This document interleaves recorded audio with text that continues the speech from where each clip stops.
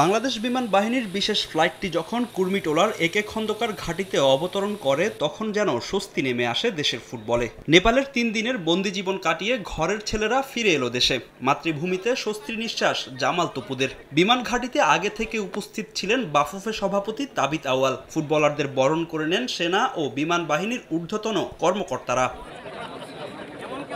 এর আগে সরকার বিরোধী আন্দোলনের কারণে নেপালে আটকে পড়া ফুটবলার ও ক্রীড়া সাংবাদিকদের দেশে ফিরিয়ে আনতে বিশেষ বিমান পাঠায় বাংলাদেশ বিমান বাহিনী। জাতীয় ফুটবল দলের কন্টিনজেন্টের বাইরে ১৬ ক্রীড়া সাংবাদিক ও এক ছাত্র সমন্বয়ক সহ ৫৫ সদস্য নিয়ে বিকেল ৪:৫টায় নিরাপদে দেশে ফিরে বিমানটি।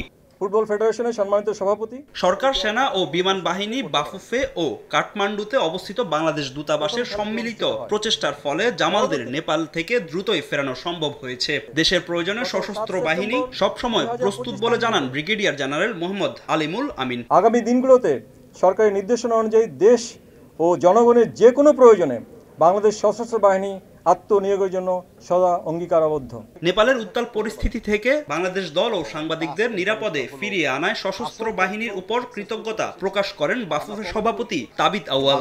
ফেডারেশন আমাদের প্লেয়ারদের অতি দায়িত্বশীল। আমি মনে করি আমাদের বাংলাদেশ এয়ারফোর্স বা বাংলাদেশ মিলিটারি আর্মি প্রমাণ করে দিয়েছে যে যে কোনো জায়গায় যে কোনো সময় কোনো বাংলাদেশি যদি স্ট্যান্ডার্ড অবস্থায় থাকে, ওয়েদার ইট বি কোনো একটা পলিটিক্যাল কারণে হোক, ন্যাচারাল ডিজাস্টার কারণে হোক বা কোনো কারণে হোক, ওনারা ইমিডিয়েট প্রস্তুত আছে যে কোনো মুহূর্ত মোকাবেলা করার জন্য। কাঠমান্ডুতে ভয়াবহ অভিজ্ঞতার সাক্ষী হয়েছেন জামাল ভূঁইয়ারা। টিম হোটেলেও আক্রমণ চালায় আন্দোলনকারীরা। ফুটবলারদের মানসিক স্বাস্থ্যে যা ফেলতে পারে প্রভাব। তাই অক্টোবরে হতে যাওয়া হংকং ম্যাচের আগে ফুটবলারদের মানসিক স্বাস্থ্যের উন্নতিতে কাউন্সিলিং এর ব্যবস্থা করবে বাফুফে। এরকম একটা সিচুয়েশনের পরে আমরা সকল প্লেয়ারদেরকে মেন্টাল কোচিং অথবা সাইকোলজিক্যাল সাপোর্ট দিব। যাদের লাগে তারা অবশ্যই পাবে, আর যাদের লাগে না তাদেরকে আমরা অ্যাসেসমেন্ট তাও করব ফর দেয়ার সাইকোলজিক্যাল ওয়েলবিইং।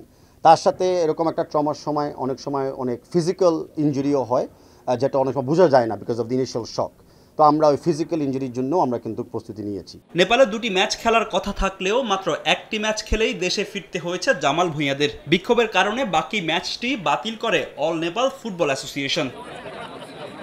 শঙ্কা ও উৎকণ্ঠা কাটিয়ে দেশে ফিরল বাংলাদেশ ফুটবল দল। নেপালে যে ভয়াবহ পরিস্থিতির মধ্যে পড়েছিল জামালরা, হংকং ম্যাচের আগে সেই পরিস্থিতি থেকে ফুটবলারদের মনস্তাত্ত্বিক যে বিষয়টি তা কাটিয়ে তুলতে বিশেষ ব্যবস্থা নেবে বাফুফে। বিমানবন্দর থেকে ফাহিম ইসলাম, সময় সংবাদ, ঢাকা।